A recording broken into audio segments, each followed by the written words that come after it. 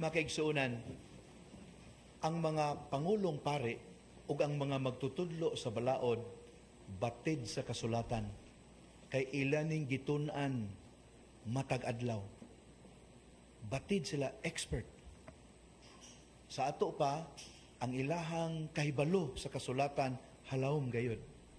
Ang pangutana, ngano man nga bisan sa ilang kahibalo nga mataw ang gisaad ug ang giampo nga Mesiyas, nganong wa man sila maghinam-hinam sa pagpangita kaniya. Amo ta kapangutana bata ana. Bala ang kasulatan na gyud, pulong sa Dios. Mo'y ilang gitun-an ug nagtudlo kanila nga mataw ang Dios nung bata sa Bethlehem. Pero ngano man nga they were unmoved. Murag way nahitabo. Kung wala gani mangutana si Herodes kanila, di Islam sulti. Mahitungod ining gitagna sa mga propeta. Ngano man. Ambot ni mo padre, naghanap pangutanan sa nimi. Sugod pa kay pamalandong. Hinumdom na kong sugilanon makigsunan. Dahil bata nga miuli, dahil di na ko miskwila. Ngano man. Away ayo tayo, di ba? May eskwela ta haro makaton ta. O mo bitaw niya, wala ka nakatunan sa eskwelahan na mo. Wala. Nga naman, ang among maestra, sige pangutana. Nya di pa kita ka maumutubag. So kay sige sa pangutana na mo, labaw na dahil siyang kinahanglan mo eskwela, hindi na ko eskwela. Bita mangutana tangano man. Naiusa nga mitubag ni makaigsuonan. One of the brilliant minds of modern times, Pope Benedict XVI. Matud pa niya, ngano kuno nga wa nila makita ang maong kamatuoran tungod kay sirado sila. Insensitive and indifferent sila sa pagpadayag sa Ginoo tungod kay kontento na sila sa ilang nahibaluan. Kumbinsido sila nga hingpit na ang ilang nahibaluan. Busa, they were not open to God's surprises. Ang gusto nila predictable nga Ginoo. Dili sila ganahan sa Ginoo nga siya mo ay magbuot kung asa padong, liko ba dire, mo straight ba dito, mo backward ba? Di sila ganahan ana ang Ginoo. Ang gusto nila nga Ginoo predictable, sila ay magbuot. Mauna nga wa nila makita ang maong kamatuoran. Natanawa unsay resulta makaigsuonan, pamalandungin ninyo Matthew chapter 13 verse 15. Matthew 13 verse 15.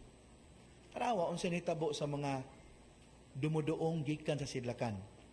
Dili to sila expert sa kasulatan. Asa sila expert? Matud pa sa Ebanghelyo. That's right. So hito sila mahitungod sa bituon. Pangutana, Kristohano na, Diyos no na, dili. Dili gani. Bawal man na sa tuwa, di ba? Astrology, reading the stars, bawal na to. Pero tanawa, gigamit na sa Ginoo aron giyahan ang mga dumuduong gikan sa sidlakan. Ang nagiya gani nila bituon ra, mayingutang po nga shadow only of the true revelation of God through sacred scriptures. Anino ra gyud taon gani, pero ilahang gipamalandungan o nagiya nila padong ngadto sa Jerusalem. Nya tanawa pagkigsuonan, kay shadow man lamang, dili perfect revelation, sakto ilang naadtuan primero sayop. Sayop, porting sayo pa. Ngano? Asa sila nangita? Dito sa palasyo ni Herodes. Kay ang mataw, hari man. Ang hari sa mga Hudiyo. So nagtuuin taon sila, naadto sa palasyo pangitaon. So dito sila ni Herodes. Herodes nga praning. Ngano nakaingon kong praning? Tanawa, imbis malipay si Herodes nga mataw ang manunubo sa Israel, unsay giingon sa Ebanghelyo, wa siya mahimutang. Naghusa na hinuon siya. Ngano man, di siya ganahan og laing hari. Kay gusto niya siya ray hari. Di ba praning? Gani iyang gipatay ang tanan nga iyang gidudahan nga mokompetensya niya, including his children. Ang iyang asawa, iyang gipatay. Kay threat sa iyang throne. Oh, praning. Wa siya malipay. Natanawa, kay hulad man lamang, shadow only of the real truth, saag intaw gamay. Ang mga dumuduong gikan sidlakan. Dito ang ending nila sa palasyo. Wrong. Pero bisan pa man ana, maayo kay na malandong gyapon sila. Nituman gyapon sila sa giya sa Ginoo, bisag shadow lamang. Halap gamay ang paggiya. Kay dili lagi sila sakop sa piniling katawhan. Unya kini naghatod kanila ngadto sa Bethlehem. Mihunong ang bituon tungod gayud sa himutangan sa bata. Natanawa ha, ang gipangita nila hari sa mga Hudyo. Unsay reaksyon nila pagtan-aw nila nga oy ang bituon mihunong sa manger, pasungan. Unya naa didto mga ultimo kay dagway. To si Peasant Joseph, si Peasant Mary. Nya ang Diyos nung bata naa didto gahigda uban sa mga mananap. Supposedly, ang mga dumuduong magkasidlaka ma-disappointed, ha? Mo ni among giari. Mura ning dagwaya di ay. But look, matod pa sa Ebanghelyo, they were filled with joy. Wa nila tuguti the simplicity sa ilang nakita sa pagpugong kanila nga malipay. Ngano man, sayod sila.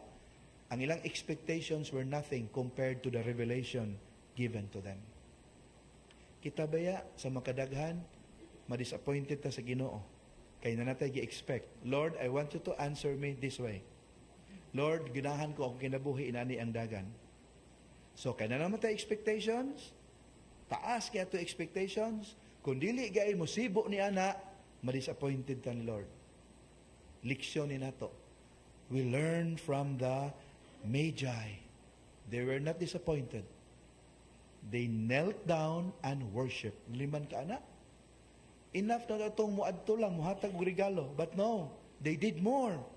Despite the simplicity in front of them. Not royal, not God, not divine, but very ordinary. Sa gibuhat nila, miluhod sila o misimba.